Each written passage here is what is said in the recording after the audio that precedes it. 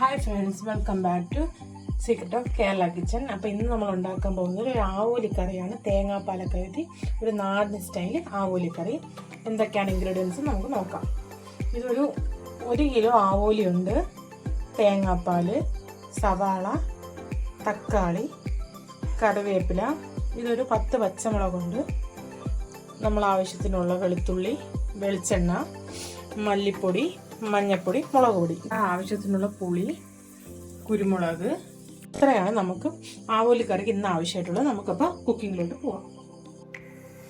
അപ്പോൾ നമ്മുടെ കടായി അടുപ്പത്തോട്ട് വെച്ചിട്ടുണ്ട്.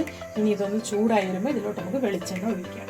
നമ്മുടെ കടായി ചൂടായി ഇനി നമുക്ക് ഇതിലോട്ട് വെളിച്ചെണ്ണ ഒഴിച്ചു കൊടുക്കാം. അപ്പോൾ എണ്ണ ചൂടായപ്പോൾ നമുക്ക് കുറച്ച് ഉലുവ ഇട്ട് കൊടുക്കാം. ഉലുവ ഒന്ന് പൊട്ടി വരുമ്പോൾ കടുക് കൂടി ഇടാം. ഉലുവ ഒന്ന് പൊട്ടി ഇനി നമുക്ക് കടുകിടാം.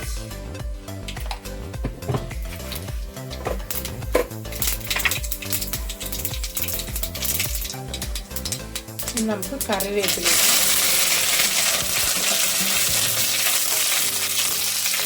ഇതിൻ്റെ കൂടെ തന്നെ വെളുത്തുള്ളി കൂടി ഇടാം. ഇതൊന്ന് ചെറുതായിട്ടൊന്ന് മൂത്ത് വരുമ്പോൾ സവാള ഇട്ട് കൊടുക്കാം. അപ്പോൾ നമ്മുടെ വെളുത്തുള്ളിയും കറിവേപ്പിലയും ഒന്ന് മൂത്ത് ഇനി നമുക്ക് ഇതിലേക്ക് സവാള ഇട്ട് കൊടുക്കാം.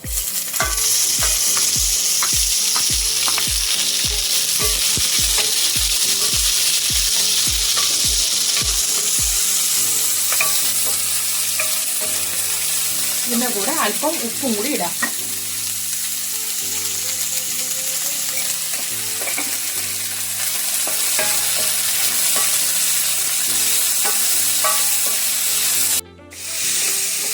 അപ്പോൾ ഈ ഉള്ളി ഒന്ന് നന്നായിട്ടൊന്ന് വഴണ്ട് വരട്ടെ. നമുക്ക് അടച്ചു വെച്ച് കൊടുക്കാം.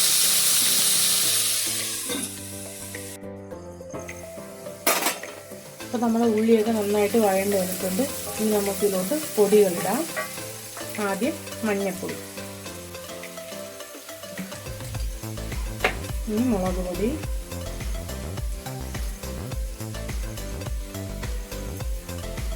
മല്ലിപ്പൊടി. നന്നായിട്ടൊന്ന് മിക്സ് ചെയ്ത് ഈ പൊടിയുടെയൊക്കെ പച്ചമണം മാറുന്നവരെ ഒന്ന് നന്നായിട്ട് മിക്സ് ചെയ്ത് അടച്ചു വയ്ക്കാം. ഇനി നമുക്കൊന്ന് അടച്ചു വയ്ക്കാം, എൻ്റെ പച്ചമണം ഒന്ന് മാറട്ടെ. അപ്പം നമ്മുടെ മസാലയുടെ ആ പച്ചമണമൊക്കെ ഒന്ന് മാറി നമുക്കിതിലോട്ട് ആവശ്യത്തിനുള്ള പുളി, നമ്മുടെ പുളിനനുസരിച്ച് കൂട്ടിക്കൊടുക്കാം.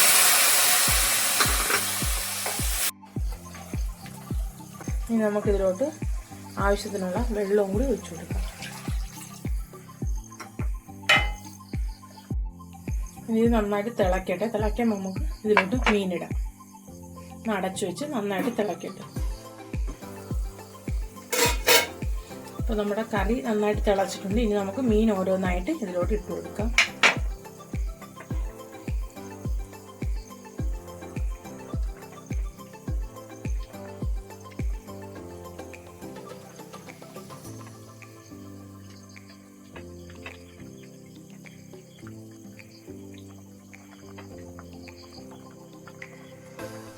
ഇത് ഒരുപാട് ഇളക്കി കൊടുക്കില്ല, ഈ മീൻ പെട്ടെന്ന് പൊടിഞ്ഞു പോകും.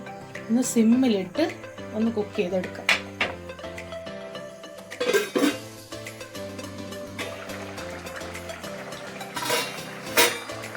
അപ്പോൾ നമ്മുടെ കറിയൊക്കെ ഒന്ന് വറ്റി വന്നിട്ടുണ്ട്. ഇനി നമുക്കിതിലേക്ക് ഈ എടുത്ത് വെച്ചിരുന്ന തേങ്ങാപ്പാൽ ഒഴിക്കാം.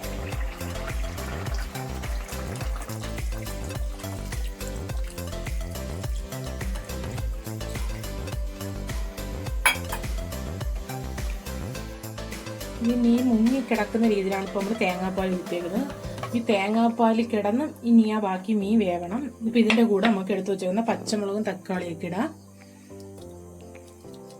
തക്കാളി ഇട്ട് കൊടുക്കുക. ഇനി നമ്മൾ എടുത്ത് വെച്ചേക്കുന്ന കുരുമുളകും കൂടി ഇതിൻ്റെ കൂടെ ഇടാം.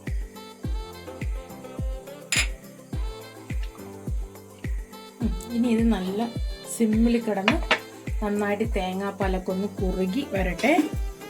അതുവരെ നമുക്ക് വെയിറ്റ് ചെയ്യാം.